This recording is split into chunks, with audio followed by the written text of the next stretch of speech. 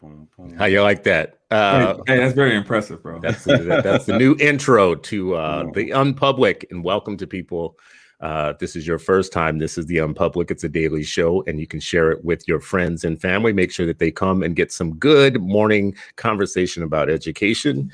If it's not your first time, welcome, and thank you all for joining us as always for a thoughtful conversation. Sometimes thoughtful, sometimes not. More thoughtful when I have brothers like this with me on the show. So we got Ray Ankrum, Mr. Ankrum, if you know him on the Twitters, and we got Sharif El-Mekki, the famous award-winning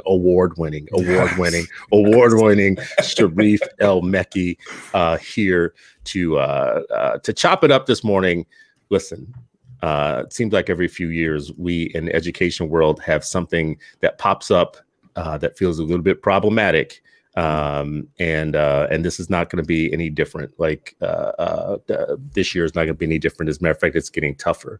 So right now what we have going on is we have a fight nationally that we have talked about on this show previously, and we're going to talk about it again, which is critical race theory, so-called critical race theory, diversity studies, ethnic studies that kind of change the way that we want to teach young people about history are contentious right now. It's contentious. So there are parents that are starting to show up at school board meetings and starting to fight back against what they see as an onslaught of wokeism, the wokelash. Somebody wrote the wokelash, and there's even some people lying, trying to pretend like it's a bipartisan wokelash. It's really not. It's a biracial fight, is what it is. It's a biracial fight. It's not a bipartisan wokelash. So what happened was, what had happened was. There was a piece that was put out by Robert Pondisio a couple of days ago that says that had the headline, "I believe anti-racism is misguided. Can I still teach Black children?" And the piece itself makes the argument that basically, if someone dedicates their life to teaching and they really focus on instructional practice, but they don't buy all of the anti-racist stuff, can they still teach in low-income or Black schools with Black students? There was a lot of response that I had a response to it. Ankrum had a response to it. Sharif had a long responce to it, which is yet to be published yet. Is yet to be published. Trying to cut it down a little bit. Didn't mean for it to turn into a little book, you know. So. I always knew I would write a book. I didn't know it was going to be a response to this nonsense, you know. I was like, Sharif, bro, you could have made this 5 posts. You did so say that. You did say that. And I was like, wow, okay, gotcha. So I want to put up, just so that people can see the piece that we're talking about. This is Robert Pondisio's piece. I believe anti-racism is misguided. Can I still teach Black children? And in it, he makes a lot of points around aspiring to color blindness, for instance. And he basically says, you know, he abides by the Dr. King vision of a time when people aren't judged by the color of their skin, but the content of their character, which is one of the main things that kind of the white resistance movement against anti-racism is saying right now, is we don't want our kids being taught that their skin color says everything about them. What they are skipping over when they do this thing, when they steal a dead man's words and misuse them, is they're leaving aside the fact that Dr. King was very clearly making searing critiques of the system, the systemic racism within America. That was 90% of his message. They pulled out the 1% that works for them, which is the color blindness part. And then, you know, he goes on, he makes other, I think, some good points around testing, and he makes some good points around pedagogy. But really, the sum total of this entire piece is, if I get the teaching right, is it okay if I forego the anti-racist stuff? All right, so that's the setup. Where'd you guys land on this? When you read it, what was your response? Why did you have a response at all? Why did any of us think that this needed a response in the first place? Yeah. I mean, I thought it needed a response because I know for a fact that is, while he's speaking it, he's speaking the minds of a whole lot of white educators who come into our communities and say, well, I showed up and that's good enough. I don't need to do anything around my mindset. I don't need to do anything about the context. I don't need to do anything about looking at the paradigm of whiteness and changing it, like analyzing how am I teaching? What is the default? What are my assumptions, both about the children as well as those who love them and send them to the school? And so that's why I thought it warranted a response, just simply because that is a pervasive infection in our schools that serve Black and brown children. Man, I don't know. I don't know if it was like if it was him being a provocateur or if he was really trying to like engage in like good conversation. I think that, as Sharif said, he was courageous enough to write it, right? And he probably gets paid to do it or whatever. But like what he's saying is the general sentiment about just like how white people feel in terms of like when they come into Black communities in order to teach. And like honestly, man, like I'm tired of this white saviorism complex of folks feeling like they're coming into our communities to do us favors by teaching our kids when they're really doing more harm than good. And I'm glad that we came together like Black Voltron like we do in order to respond to this with the level of we match this energy in terms of like our response to this. And I feel like we need to do this more. So this was like a calling for us in terms of when people put stuff like this out, like to address it immediately and to address it aggressively, because if we don't, who will? That's it, producer. You can. You did a piece, Ray, where you had a response. So I just would love to see, would love to ask kind of like what was the main thrust of your response? So there's certain triggers that I have when these people write these pieces. One, when they use Dr. King quotes like that automatically triggers me because I sit and I think about just like how white folks hated Dr. King when he was alive. And so, for them to use the content of our character quote, it's like, I don't think they're really digging in to unpack what racism has done to our country. And so, I think me personally on my staff, anti-racism training is a non-negotiable. And so if you're walking into the scene and you're against being an anti-racist teacher, you can't teach at our school. Like, that's just how it is.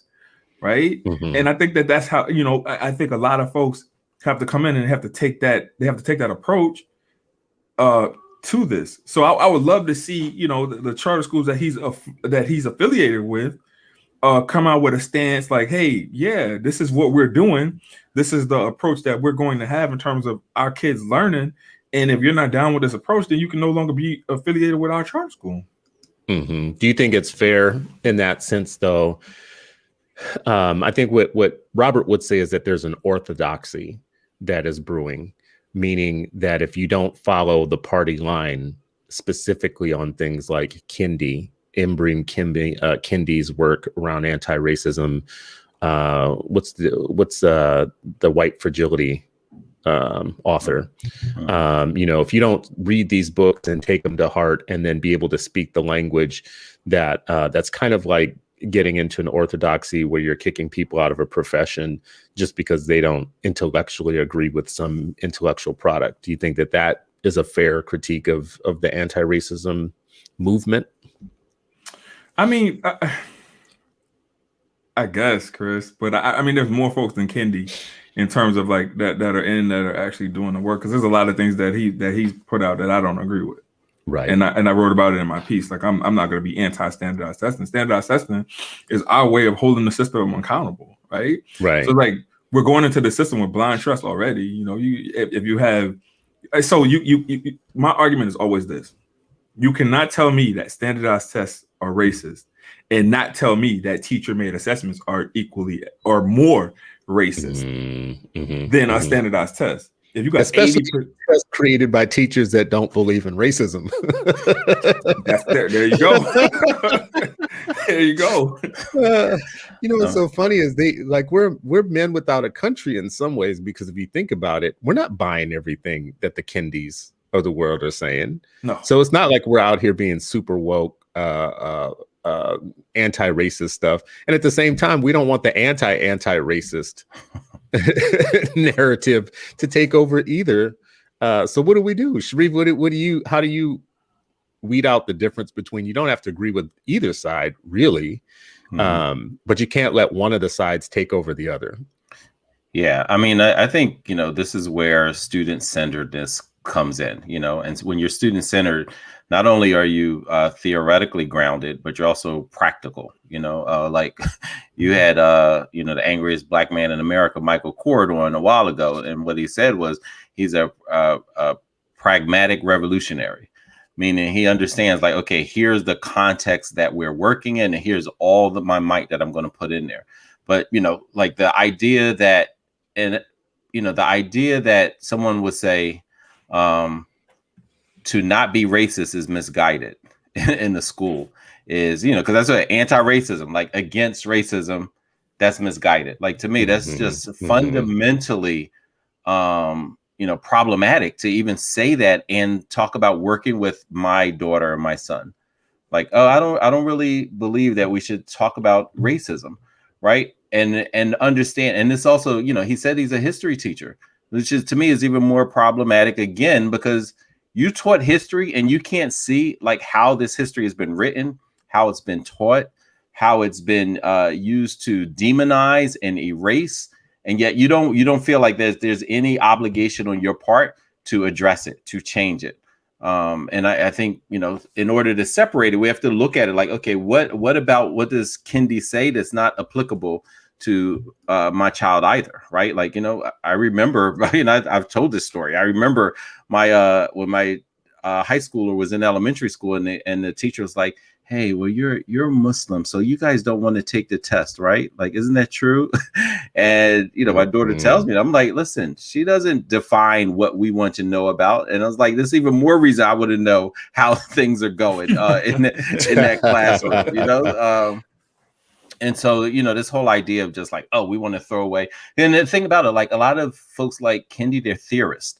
They're not in the classroom day to day. They haven't been proximal to the classroom. They haven't seen the it's easy to think and theorize and pontificate from up high and not actually see like what's actually happening and how less than 60% of Black boys are graduating high school. And and when I was a bail interviewer interviewing folks who have been arrested, and I see like the low reading scores, like that's what I want answers for. I don't want pontification. Oh, not this tool, because often they're not offering something better. But we can still use what they're doing to help develop teachers as far as like how to think about other people, how to think about other human beings. But as far as them now trying to direct accountability, that's a whole different type of conversation.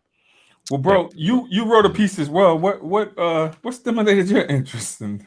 I mean, really, it was this whole, initially this idea of like, I don't believe racism is an important enough topic to be in a school or in a classroom, right? Like, I can be a teacher. I don't have to address any of that. I don't have to understand the context of which I'm operating in. I don't have to understand the challenges and struggles that these communities that I'm supposedly serving deal with. I just need to, hey, I got my textbook, I got my whiteboard, and that's it. Like, I don't care. So that means you don't care about the relationships. You don't care about the context. You don't care about the success rate. You don't care about their trajectory, because all of those things, and you don't care about the research. The research shows over and over and over and over again. And so I think it's really important. And I didn't respond to the first one. Back in 2016 about, social activism and all of this. And what I looked at is like, we're saying like, stop killing us. And to you, that's an inconvenience for me to talk about not effing killing me. Like, are you out of your mind?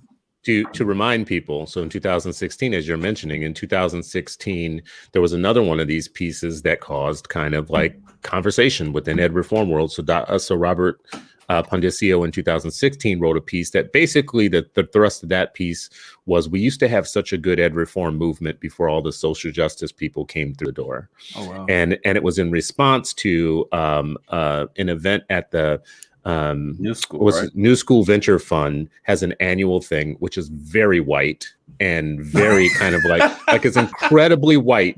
And that year they had brought in a few people of color as part of the speakers series. And they had Brittany Packnett, who was one of the speakers. They had Nate Parker at the time. And Robert wasn't there, but he wrote a piece later saying that there were lots of white people there who were uncomfortable with listening to this BLM stuff, listening to this social justice stuff and this police stuff. And that if we kept doing that there were going to be white people who were going to pick up all their toys and leave the ed reform movement because they didn't want to listen to that stuff anymore. Now, I was at the event, and I'm telling you, the event was like 99.9% white. It was like a Osmond family reunion.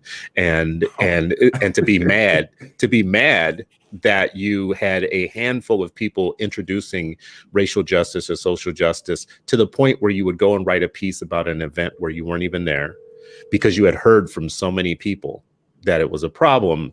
It just caused, in my mind, it caused a needless argument we didn't need to have at the time. And it was peevish. It was hostile and peevish and full of privilege. And it's one of those things where I don't like listening to any of this. And, I'm going to upset the apple cart. So here we are 6 years later, 6 years later. And that's what this feels like again. Needless. It's not a discussion. Like if you don't like anti-racism stuff, then there's a school for you.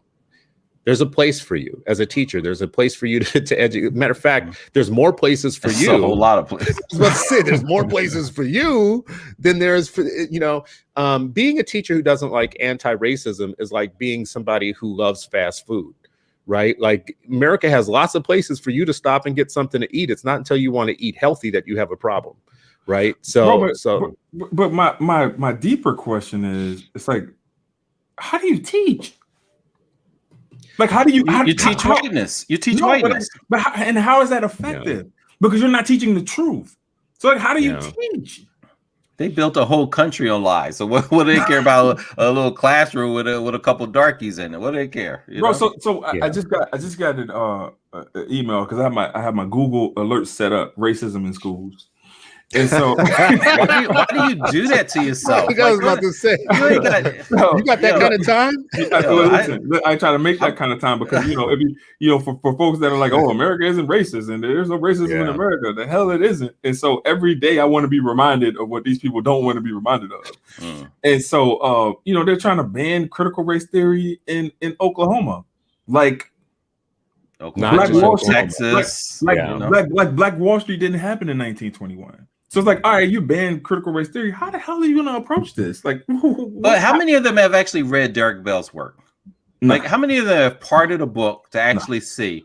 And where do you where's your argument around, so this whole so-called ed reform, like why you want to reform ed and why I want to revolutionize ed are two radically different things. But there's a sliver of interest convergence that we're coming together. But don't assume that this this is like all kumbaya, because we don't agree and we are not on the same page at all. We might be in the same system of encyclopedias. We might have one component, but don't get it twisted. Like, it's a whole lot of stuff that we do not agree with. And I'm about Black liberation and school and education being a fundamental aspect of that. And I don't think I'll ever hear Robert talking about anything. I don't think he'll part his lips to say Black liberation with anything except a disparaging tone. And this is what I think is important about the question that he asked. He asked the question, can I refute the anti-racist stuff and still teach Black children? And that's why I thought this is a good question, because I'm not saying you can't teach. I'm saying you can't teach my children. So and in the United States of freedom, where parents are free, assuming free parents who can make free choices, that should be my choice. Like, I'm not saying you can't teach. I'm not saying that you should you're a bad person or any of that. I think you're great for white students because they want to be taught racial ignorance. Like, white parents actually literally know that it's to their benefit to not have their children learn any of the systemic advantages that they have for being white. They want it just to be the default norm of the country and whatever. So I'm smart enough to know game theory and to understand game when I see it. It's to their benefit to be ignorant about these things and pretend they don't exist. So I'm not going to interrupt or get in the way of the fact of something that I know by law. It's like by law of nature, it's to your benefit to not believe these things. And at the same time, as a Black parent, I'm not going to be so stupid as to put my own children in harm's way. Right. Like to teach my kids your same ignorance. Right. This is like we talk about race as if it's a category. Race is a actual verb. We are in a race. Right. Yeah. And Black people are trying to catch up in a race, a 400-year race. So what we have to teach our kids is different than what white people want to teach their children. They're teaching their children maintenance of advantage, maintenance of their position that they have now. And the reason they're so angry and hostile about anything that interrupts that is because it interrupts that. So critical race theory to them, it has to be super dangerous. I get it. I understand why it's so dangerous. I know why it's so dangerous, because it's critiquing the system that gives you advantage, right? Who wants to give up their advantage? If I came to you today and I said, y'all got some nice stuff in your house, I'm going to take some of this, right? I'm going to need y'all to give up some of this. Nobody likes to give up anything. Nobody, that's just the rule of nature. People don't like to give up stuff. Yeah, but they'll be the same ones thumping the Constitution about all men and the pursuit of happiness and like how pursue what without.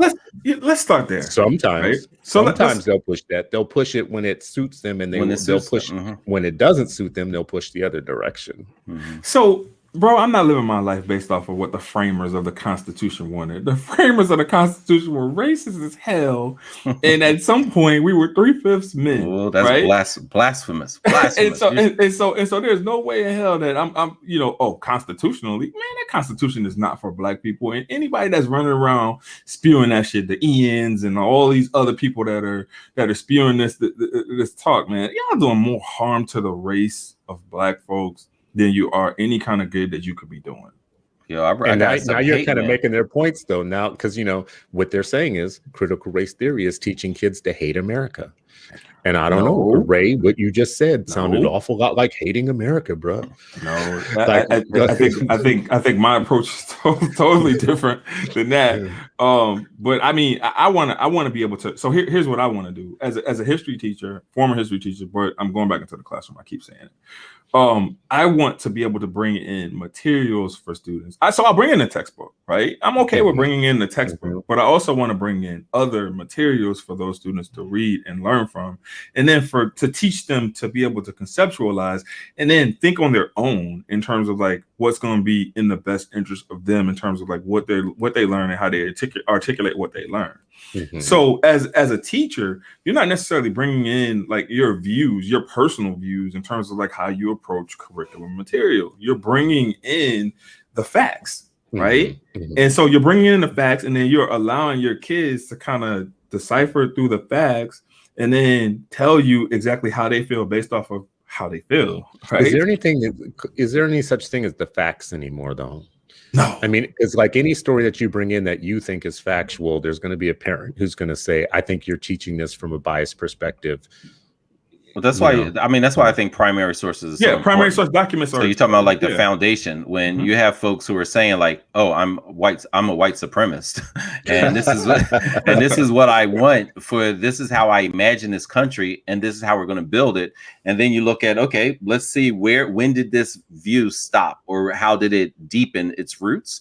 And that's part of teaching, right? Like, and so for someone to say, I don't believe that racism is a part of this, then how do you look at curriculum that's all whiteness, right? How do you look at a history that erases and talk about Negroes were happy being enslaved and doesn't talk about the resistance that was constant in all shapes and forms of resistance? You don't talk about like economic. There's not a class that racism doesn't come through in. It's not a single class. And so if you're not conscious about that, and it's interesting that people are, whatever he wants to say, he can say whatever he wants about Kendi, but he is totally comfortable learning about Dewey, Horace Mann, B.F. Skinner, Montessori or anyone else that frames it from a white perspective or a Eurocentric perspective.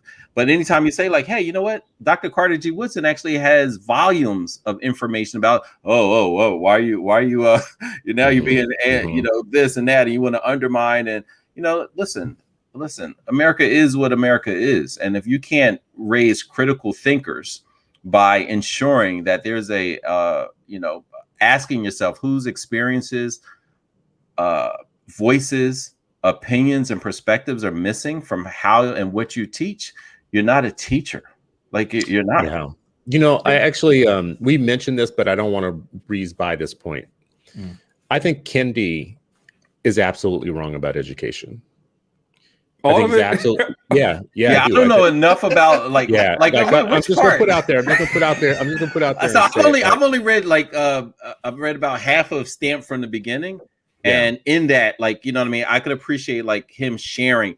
This is how, like, legally and policy wise, they crafted something, because it wasn't always necessarily this case. Yeah. But as far as like the education, I only saw like his standardized test. I haven't seen any of the other. But I would imagine he falls into a lot of the other, he's part thinkers. Of the talent. He's part of the Talented 10th. He's absolutely useless on the issue for us. He's absolutely useless. He's useless on the issue for us. Is actually and this is the dynamic that people put us in. Half of the world believes that you can just be an efficient, effective teacher by understanding pedagogical practices, but having no cultural competence whatsoever. Which means you don't have pedagogical practice, right? I mean, we can go there, but I mean, I'm just like giving their frame. Their binary is if I'm great at pedagogy and practice, the cultural competence stuff is like sugar on candy. It's like, icing or on the cake. And then we have another group of people who believe the exact opposite. As long as I'm culturally competent, I actually do not have to hold school systems accountable or teachers accountable or for outcomes. I don't have to pay attention to standardized tests or any of that type of stuff that they teach us. Over result. Right. Both of those, one of those is academic suicide, one of those is cultural suicide. So the devil is offering us two kind of competing ideas, and our best interest is to say, no, you're the devil. Well, I'm going to take either. Like, you have two hands open, you have a red pill and a blue pill, and both of them are bullshit. So why should I take either one of those? Why can't I have a teacher that does both, right? Why can't I have a teacher, one, who is culturally competent and understands historically the struggles that we have had and that we continue to have that are in the systems today. We have kids walking into your classroom who are walking through injustice on their way to the classroom. The injustice of poverty, the injustice of police abuse, the injustice of structural impediments to their best behavior and to their best kind of like performance in life. Like, they are walking through injustice on the way to the classroom, and you're not at all prepared to address that. You don't know who you're teaching. But at the same token, you read Kendi over the weekend, and now you think you're a great teacher because you understand the Negroes, right? And you understand how to be a good, like, just hug them and give them some food and shit, but don't care if they can read or not, right? So we're being offered kind of like two competing ideas that are both coming from very educated, middle class, upper middle class people who probably shouldn't have any touch on low income students who need to one day become educated. I'll put it that way.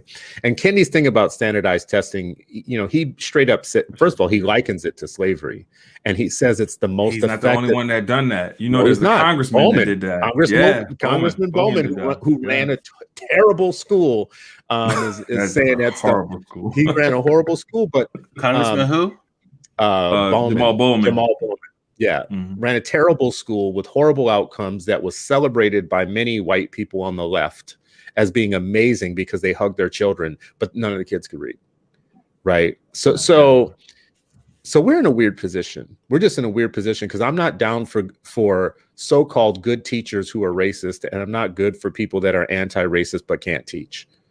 So where's our middle ground on that? It's always the third way, bro. It's always the third way. I don't like the third way. I know you. Let me tell you why I don't like the third way. I'm only gonna say this once because listen, third way means you're still proximal to the two bad ways. It doesn't have to be. That doesn't have to be. A third way could be different way, not a third way, because third means that there's a first and a second, and both of those are bullshit. So you're gonna create a proximal different third point. No, it doesn't have to be proximal. It could be diametrically opposed to those so other true. two ways, right? Like okay, he gonna pull out the big words. You see this, Ray? He gonna pull out diametrically. But where's the middle ground? Okay, tell me where the third way is, because I'm not. And that's the thing. I take exception to middle ground, because to me that means there's some type of, oh yeah, a little bit of this, a little bit of that. Like, no, we can actually reject the things and go back to, you know, what we talk about a lot on Freedom Friday. Let's go back to what our you know, ideological genealogy actually is for teaching our children, and with having a end goal of Black liberation. That's a very, very different, that's a 180 from other folks who are just like, oh, the only reason we have schools is for this, or the only reason we have schools is for that. Like, no, Baldwin said, you know, your education should be in such a way that there's a paradox. And you're like, yo, this is some BS, as you said, like, this is some BS with these two. And you know what? I'm ready to wreck shop. Like, that's the type of education, you know, where you can practice challenging systems within, and it's safe enough to do that, but you also have the skills, right? Like, the revolution will be what? Will be literate. I got to get another shirt. You know what I mean? I think my son took my other shirt, bro. For anybody listening or watching, you can go to citizenstewart.com, click on store, and you can find the revolution will be literate shirts. Right. And so that all of that, like today. All that rhetoric, and you're like illiterate, like that's, you know, results over rhetoric, like at the end of the day. And I believe in rhetoric. I think rhetoric's important, but results are even more important, because you need the attention and be able to connect with people, get them to understand it, and make sure that, you know what, as Malcolm said, make it plain.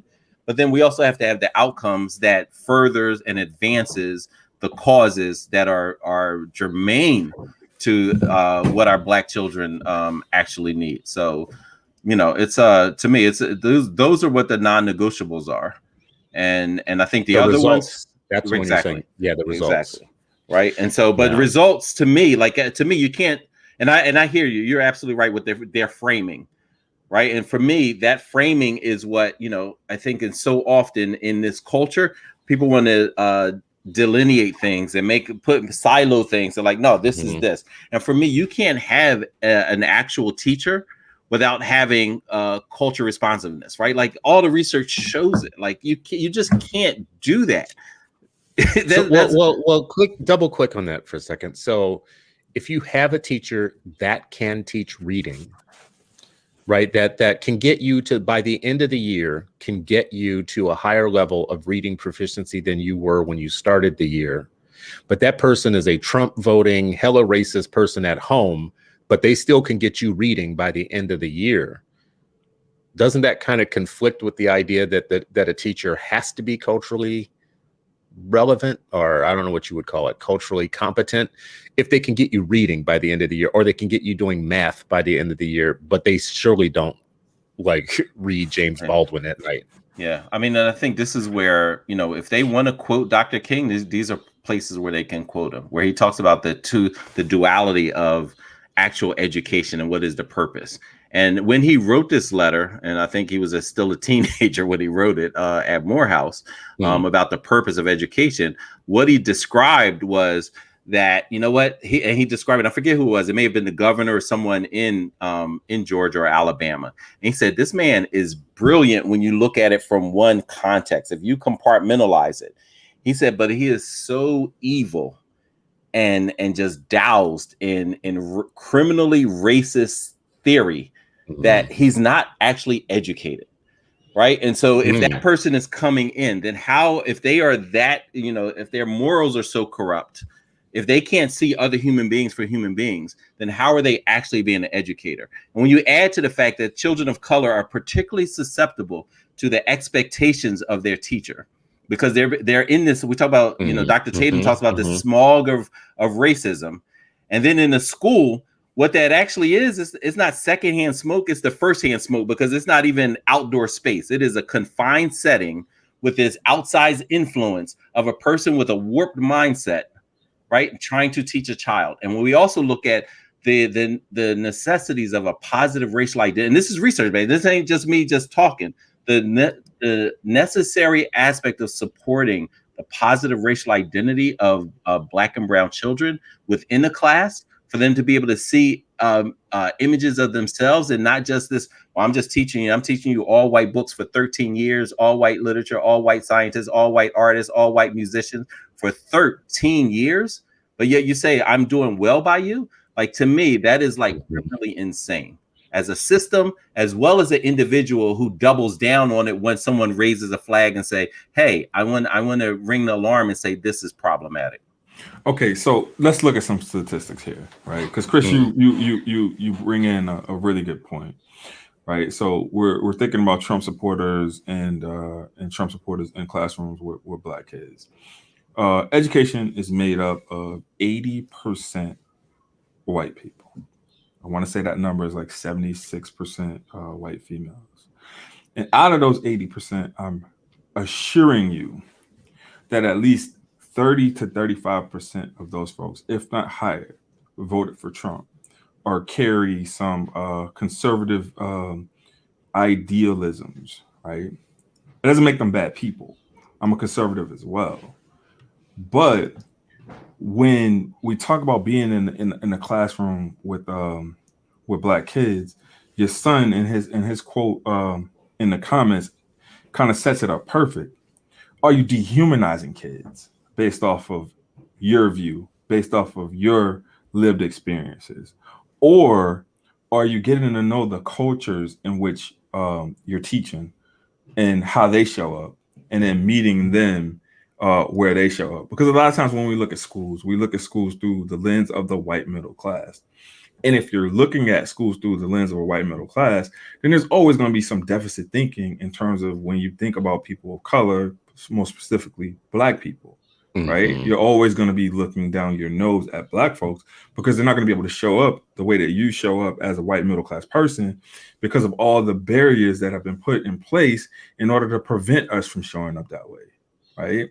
So this is a lot to unpack, bro. And I would say we are where we are now because of people. There are a whole lot of folks who think like Robert. I think the outcomes that we have are a direct result of people having low expectations, of people not needing to center the Black experience, of people not learning about Black pedagogy, of people just assuming like, oh, this is what I know and see, and F your experience, F your reality, F the context, the tools, the shields, the armor that you'll need to navigate the world. This is exactly why we have the outcomes that we have right now.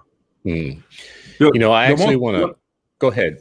One of the most powerful Baldwin quotes, because I know, when we on the show with Reeve, you got to quote people. And so, and quote them, yeah, absolutely. When Baldwin says, I love America more than any country in this world, and exactly for that reason, I insist on my right to criticize her perpetually. And so it makes sense in terms of just like critical race theory and us looking at things through that lens of we love this country, but we don't love how this country has treated us.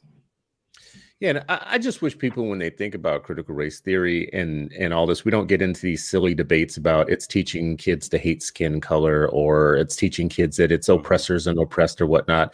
What is your, I will ask that person who says stuff like that, what is your critique of why the numbers and the stats are so different for us in all the systems? If you look at the court system, why is it that we get longer jail terms for the exact same crimes?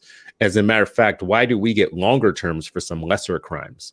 Like, just explain it. Tell me why you, because we can argue all day. Is there such a thing as systemic racism? No, I don't think so. You know why you don't think so? God damn it, because the numbers are in your favor. That's why you don't think so. You don't think so because you're immature. You're spiritually and politically immature, and you have no empathy for anyone other than yourself. And you want to preserve and maintain the advantage of things like disparities in crack cocaine, the fact that there was a war on drugs, which was a war on Black people, the fact that your courts give out minimum sentences in ways that are still racially unbalanced, even though there's supposed to be like common guidelines across the top. The fact that the outcomes for teachers and for students and for police stops and arrests and whatever, you could keep going down the list. And you have to at some point say, who cares if you call it critical race theory or not? The numbers don't work. The math doesn't work. So I don't care what you call it. You could call it anything. You could call it critical race theory, but this is why you are calling it, you're labeling it critical race theory on a bucket, and you're throwing everything in it that you want to get Every rid single of. thing. Everything you want to get rid of. Yeah. Oh, there's no such thing as white privilege. Let's put that in the bucket. Oh, there's no such thing as racial disparity or systemic racism. Let's put that in the bucket. Let's just do the most devious thing we could possibly do is to say your 400-year struggle for equality in these numbers, equality in systems, and to be treated equally well. We're going to put it in one bucket and we're going to throw it all with one fell swoop. And guess what? This is what I wrote in my piece. This is the ultimate flex and show of white power. When your kids are uncomfortable hearing something in class that they don't like racially, you don't have to protest and lead a march down the middle of the street, because governors and presidents and lawmakers will rush to the goddamn courthouse to pass laws to prevent your children from feeling uncomfortable from hearing something they don't like in school. You want to talk about power? Boy, it would be great for Black people to wake up any day of the week and say, I'm uncomfortable. So therefore, I want my president and my governor and my legislature to run to the State House and start writing bills to ease my discomfort, right? Meanwhile, you're giving discomfort, and meanwhile, you're giving our people aspirin for cancer, right? And you're giving them Oxycontin for like a bug bite, right? It's just impossible to defend. And I don't know how a person in education, an educated person, wouldn't want to say, let's talk about it. Let's talk about it. Let's put it on the table. Let's teach our kids.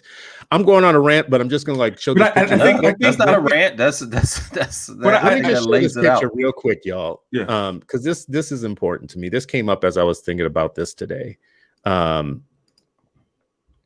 This picture you probably have seen before. It's kind of a famous picture, right? This is what I think about when I think about critical race theory and teachers who are resistant to anti-racism and don't want to think or teach about racism. We live in a country that hung Black people, gutted them. In one case that is a very famous case, a Black man who owned 500 acres, they hung his wife upside down and cut the baby out of her and stomped on the baby. I'm not going to apologize for how brutal this is, and I'm saying this right now. I don't care if you're offended, if you're listening or watching this right now. I could really give two shits if you're offended, because your feelings don't matter to me right now. You are looking at a picture with children, young white children, middle teenage children, and then grown-ass white men, one smiling, others with the stoic look on their face, the kids looking like they're at a barbecue, and you see 2 feet kind of hanging above one of the men's head. That is Black America in a nutshell. And if you don't want to teach this or realize that this wasn't an incident, this was systemic. And oh, by the way, this is part of the sick psychology of race in America. They used to sell these pictures on postcards door to door. They would knock on people's door and people would buy them. People would spend their hard-earned money to buy postcards of lynchings because it was part of the American system and consciousness of how you keep Black people in their place. Brian Stevenson said that you could have killed Black people and buried them, but they wanted them hanging from trees as a testament to terror to Black people. My children need to know that they live in a world where these faces have descendants. And the descendants of these faces still hold some of the same attitudes that are responsible for those Black feet that you see hanging in the middle there. If you don't want your children to know that, you are free to let your children be ignorant, privileged, and as advantaged as you want them to be. But we're coming for you. We are coming for you. That is the purpose of us having a different set of educational values for Black children than we have for white children, because America has had a different set of educational values for white children than they have had for Black children. And that is the reason why right now we hear people saying, my child is going to feel terrible about hearing about race, so I want to ease the discomfort by passing laws that say you can't teach it. Where are we, America? I mean, go ahead, bro. Man, that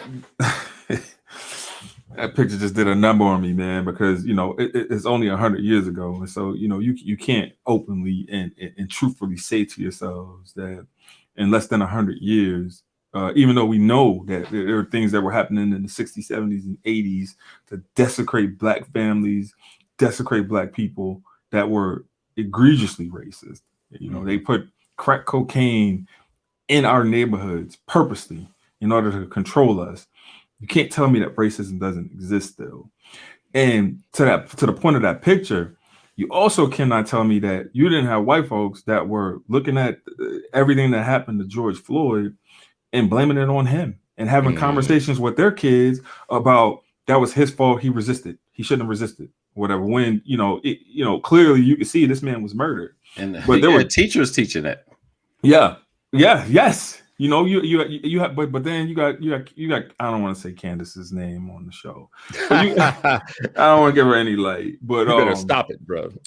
But you have heard them bringing out George Floyd's criminal record or whatever, and basically, saying that it's because of his criminal record is why he's dead, and not because Derek Chauvin murdered him. And it's unacceptable, bro. Yeah. Hey, Chris, can you put that picture up one more time, man? Sure. And, just like I want to, and Ray said this, and I want to kind of tease it out a little bit more. And so while you mentioned like the descendants of the people, the policies that allowed, supported, nurtured this also has descendancy. Yeah.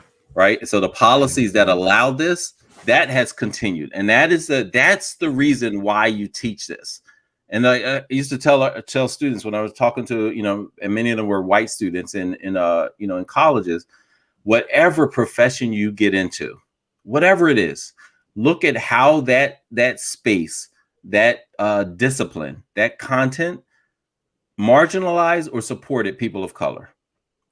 Right? Like if it's science, look at how science was wielded against people of color to elevate one group, marginalize another. If you are into public planning, look at it. If you look into banking, look at it. Every single thing. Look at the history of that. What is the genealogy of the space that you occupy as a profession? And think like, okay, how can I do better? How can I undo? How can I do better? Right? Because they have descendants. So does the policy that supported that this murderous, not act, as you said, like this was a whole system-wide approach to striking fear and terrorizing a population of this country. And you just want to show up to a class in school and ignore it? Well, I mean, listen, what you just said, Sharif, what you just said was, let's ask critical questions about the various systems. Whether you're looking at banking or whether you're looking at policing or whether you're looking at, commerce or whatever. But what you just did was you just supported critical race theory. You just said, let's ask the critical questions. And isn't that what teaching is about? Absolutely. Isn't teaching supposed to be about having your young people engage in critical questions about the systems that supposedly serve them? Listen, and Dr. Carter G. Woodson, hey, Ray, hold here come the quote, bro. Well, there he goes with that Greek stuff. There he goes with that Greek stuff again. Dr. Carter G. Woodson said there would be no lynching if it did not start in the schoolroom. Damn. Wow. Right. And so like that's what Robert needs to, wrap up in that joint and smoke it. Right. Like, because that's the understanding of, the mindset and the shaping. We always talk about like shaping the minds. Right. Like that just happened. And we can't just keep talking about institutional racism without understanding that racism is taught and protected in car rides home, at dining room tables, and in classrooms and schools. Yeah. Here's a bad take, because I have to insert one bad take in every show. Here's one bad take that I have. I don't think that it's going to work for us to tell white people what they should teach their children. Because I don't want them telling us what we should teach our kids. So that means that I have to actually be for their freedom to teach their kids ignorance if they want to, which sets off a competition. I know that they're going to teach their kids all the stories where they are the heroes. And they're going to teach our kids those same stories. So what we need to do is remove our kids from the pool of ignorance so that our kids aren't sucking down cultural suicide in Kool-Aid form while they're young and still kinder. So we have a problem. Our problem is we have a problem that white folks don't have. We have to turn our kids over every day to them. They don't have to turn their kids over to us every day. So like if we were educating their children every day, let's imagine that the average white child was in the academic care of a middle-class black teacher, a middle-aged middle-class black teacher every day. We would have an entirely different system of education in the United States, right? They used to give us their babies early to breastfeed them and everything else, but they stopped doing that at some point because they know that they want to steep their young kids in white supremacist education, training to rule the world, training to be the first class. So we have to do something different, which means we have to define what is teaching for black kids, what is a teacher for black kids, what is a school for black kids, what is pedagogy for black kids, just so that we can have the equal power to rear and train our own that they have for them. But it means we can't tell them what to teach their people and their kids, right? That's not a bad take, bro. That's not a bad take at all. I disagree, but it's not a bad take. Wait, I disagree. Yeah. So first, talk about why you disagree, and then I'm a piggyback on what he's saying. Yeah, I mean, because one, we already know where that leads. And so I think we do have to exert, exact justice, and including educational justice. And we can't stand pat as they raise more murderous white supremacists. Like we just can't, right? Reef, they're not the majority no more. Who's not the majority? They won't be the majority in 5 years. Bro, I don't care about those numbers, man. When I look at like the power structure that Chris talked about, I don't get it like, oh yeah, they're gonna be minority. Like I don't care like what the demographic makeup Chris is. already said it. They're gonna be the worst minorities ever. They really are. I mean, they need minority training, Like the structures and everything else still is tilted in one way. And we saw what was the demographics in South Africa, apartheid South Africa, in Botswana, in Angola, in in Hong Kong, right? Like we can go down the list. Like that does not matter. And so I don't think that we can raise a generation to challenge them if we keep our educational capital intertwined with theirs. No, I mean that's the part. So I disagree with one part. The other part, as far as us raising, our children and educating our children as a not survival, resistance, as well as advancement. Like yes, absolutely, 100%. We need to triple down on it, accelerate it, with every fiber of our being. If we want to advance, right. We got to do that. Do this work, Ankrum. Work. Let me put this out here. Right? All right, Mr. Do the work. This is not all white people, right? So in my heart of hearts, I want to say that it's a small minority of white folks that think this way. All right, now what's your brain tell you?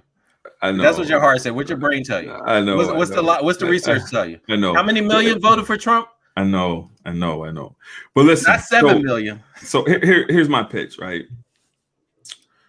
We need our own schools, right? We need our own. Bottom line, we need our own schools because I say every time we talk about handing our kids over to them. We need our own schools, and then, but like if we had our own schools in which they were inclusive, meaning that we're gonna have black run schools. We're gonna teach this kind of pedagogy. We invite you to come and learn our pedagogical to teach black children. Yeah. No. We invite you to come and learn our pedagogical practices by enrolling your kid. If you want to have a kid enrolled in our school, we're not gonna fight against that, because then that tells me your commitment towards anti-racism if you allow your kid to enroll in a black run school. Right? Does that make sense? I hear you. Right. So that's where I'm at, man. We need to open up schools. I'm really. And you're saying school, not just the schools. You're talking about like educator prep programs, all encompassing, right? And so part of the work that I want to do at post this dissertation is that I want to open up a lab. I want to open up a lab school. To small at first, right? But then we'll go to scale after we get some results or whatever, because these people don't want to give you no money unless you got results. And I'm a results-oriented person, and I want who does that. And this is so Margaret Fortune in California actually has the Fortune School. So she has she has a teacher training program, and there are people in the public schools that came through her program As a matter of fact, some of them are in the teachers unions that now fight charter schools, even though they came through her program. My point in saying that, honestly, is we can stop having these arguments with white folks if we develop our own educational capital, right? And what you just said to me sounds like educational capital. If we own the systems that create our teachers, that deliver the pedagogy or improve it. And if that portion of white people in the world that you mentioned, you just hopefully said that it's a portion of white people in the world who are not with this racist nonsense. And I agree with you. I think it's the majority. I don't know if it's the majority or not, but I can say but they're out there. There's enough of them. Like, listen, in 1968, when black people took over the schools in Ocean Hill, Brownsville, they replaced their teachers with radical teachers on the ground. And what people miss about that story is a good number of those radical teachers that came in were 20-something Jews, young white people that came in and taught during the day in those schools. So there's always going to be a proportion of ally group that are with your revolution, that are with you. More John Browns, More John Browns, or even, like even more John Horowitzes, like we had in Ocean Hill, these young kind of Jewish people who came in, who were college educated, had the skill, and were down for the movement. We forget that the Freedom Riders were, there was a Black Jewish coalition, there was a Black white coalition on those. There have always been Rainbow Coalition. Chairman Fred Hampton. Listen, I mean, I don't think we talk about it enough and we say it enough, because we get in this dynamic where we're arguing with the Pondicios of the world. But if we look at the intellectual lineage of the Fordhams, the Mike Petrillis, the Rick Hesses or whatnot, they have always existed. In every 10 years, every decade has had that group of white people. And maybe they're not the ones that we should focus so much on, because they're not the ones that were getting on the buses with us in freedom rides, right? There was a multiracial effort to end slavery. There was a multiracial effort to end Jim Crow. There was a multiracial effort to pass civil rights legislation. And there still today is a multiracial effort to stop police violence and systemic racism. So let's at least give it a name. I'm glad you brought it up, Ray, because you like to do that, Ray, because you missed your life. One last thing. That's the idea of interest convergence anyway, right? Like that's the whole back to critical race theory and Derek Bell. Interest convergence is exactly what you both are describing. But Chris, we got to talk about this, bro. There's a lot of Black superintendents that are leaving the profession, or that are being chased out by these powerful ass unions or whatever. Well, it's not just unions. You just I'm glad you brought that up, because it was in my mind I was going to ask you guys about this. Mm-hmm. We're talking about white educators who are feeling uncomfortable having to deal with the racial anti-racism stuff, but we don't talk about the Black educators who are having to deal with white parents. Yes. Who are having to deal with white students and white parents and white schools who are all going to burn out. Like we have a significant number of teachers that are teaching in pressure cooker environments on the white side, like, having to deal, and the superintendents who are not going to be superintendents anymore. Right, bro. So it's kind of it's giving me like Brown v. Board vibes, and the reason why I say that is because you got some very talented people that are leaving the profession. Like you cannot tell me that Janice Jackson's impact in Chicago she's shown gains in terms of like the system wide. Like folks are touting the progress that's being made in Chicago. That just doesn't happen overnight. And it doesn't happen without leadership. It doesn't happen without leadership, man. So I'm sad. I was sad to see that tweet and to see that article. It really made me feel bad. But hopefully, sisters and brothers that are in the game that are leading these urban school districts, stand strong, stand tall, because our kids are going to benefit a lot more with you there than with you not being there.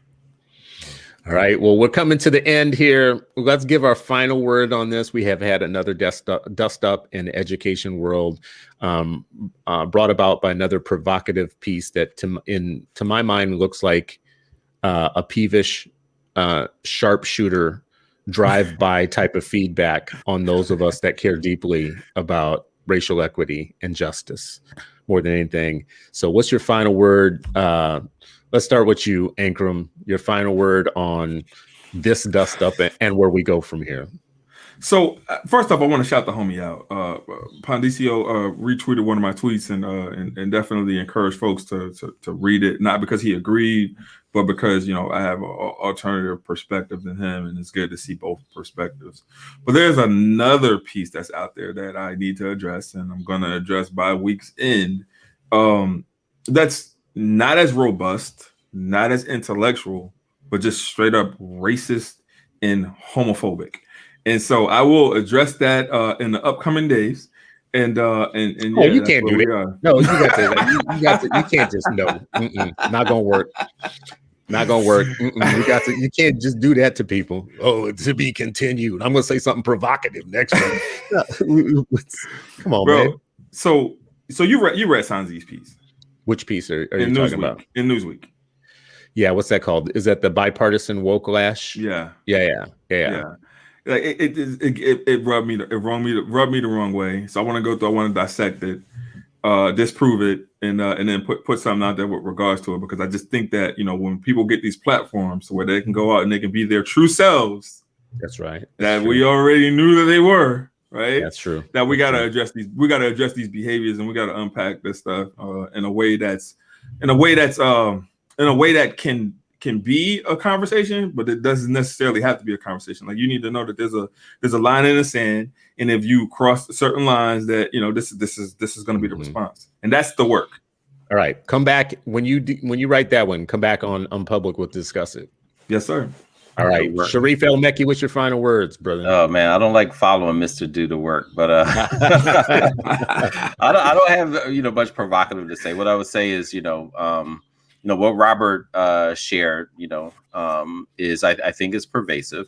I think it's worthy of engaging and pushing and challenging that notion of what it actually means to see, understand, trying to understand, and supporting the education of Black children in a racist society, right? And so these are the same folks who are we're hemming and hawing and being mealy mouthed about whether America is racist, whether the institutions. I would have to define, like, what exactly is America? Is it the institutions? Is it the people? Is it a combination? Is it the psyche?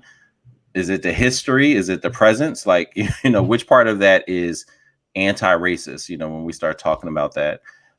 Second piece is, if folks are going to quote Dr. King, quote Dr. King as if he was talking to you, not when you think he's talking to us, right? And so a lot of those messages were to white America. They were to white liberals as well as the other groups, right? And so read his Birmingham letter as if he was writing to you, Robert. When he writes, where do we go from here? That speech, listen to it as if he's talking to you directly.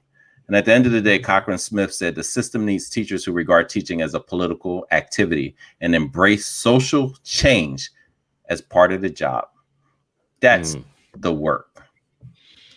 The work, as we've been saying before. What is I still don't know why y'all don't like that. I mean, like, the work. Put in the work. Like, put in the work. You know what I'm saying? Well, here's my kind of final on it is I would encourage people to go and read the piece that I wrote. Yes, America is racist. No, you shouldn't teach my kids if you disagree. This is about the fierce battle over anti-racism in schools and what it exposes to me, the different priorities for Black parents versus white parents.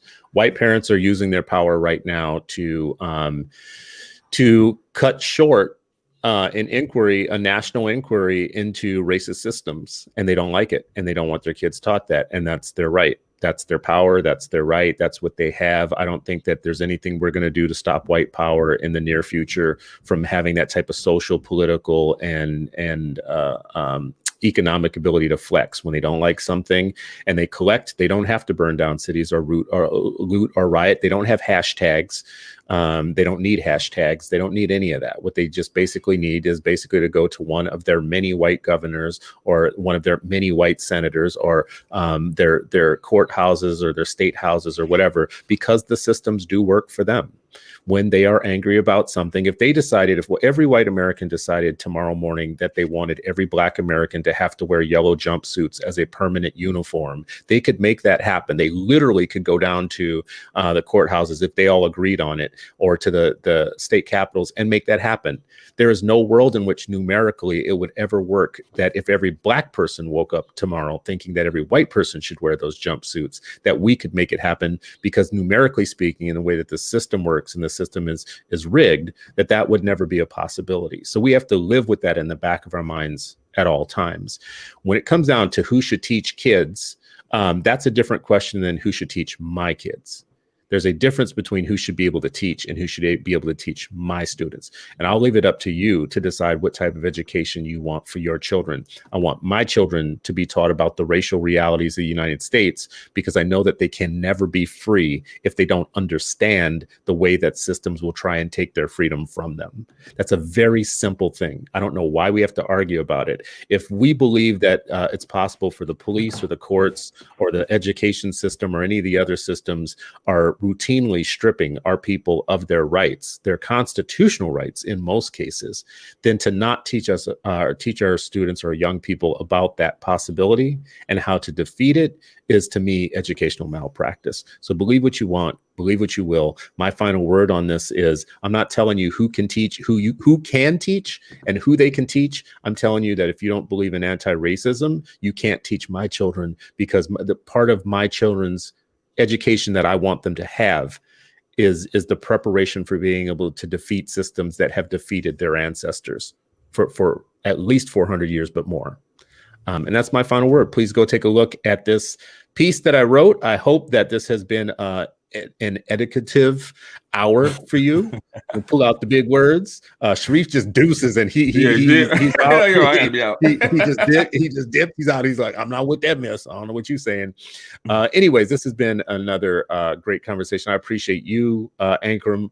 Appreciate El-Mekki for coming on short notice to talk about your pieces. Hopefully, you could keep the conversation going in the field, because education reform, education advocacy, whatever you want to call it, it's never going to do well by not having these conversations in the open. So wherever you fall on it, hopefully everybody can agree we should do it. Appreciate you all.